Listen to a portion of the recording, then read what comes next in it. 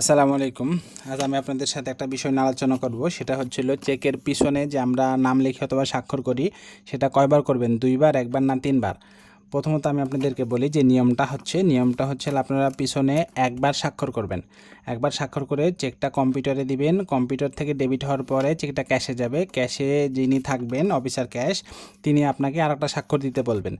আপনি আরেকটা স্বাক্ষর দিবেন এবং তিনি ২ টা স্বাক্ষর সেম কিনা মিলাবেন। মিলানোর পরে আপনাকে পেমেন্ট দিবেন। এখন ব্যাংকে আসলে শত শত গ্রাহক যায়। প্রত্যেক চেকে আসলে ২ বার করে গ্রাহক ডেকে ডেকে স্বাক্ষর নেওয়ার সময় থাকে না, সম্ভব হয় না। এজন্য আমরা বলি আপনারা ২ বার করে স্বাক্ষর দিয়ে রাখবেন। ২ বার করে স্বাক্ষর দিয়ে রাখলে যদি অফিসার ক্যাশের সন্দেহ হয় বা মনে হয় চেকটা আপনার কিনা যাচাই করার দরকার হয় বা বেশি টাকা হয়, তখন তিনি আপনাকে আরেকবার স্বাক্ষর দিতে বলবে। আপনি দয়া করে আরেকবার স্বাক্ষর দিবেন।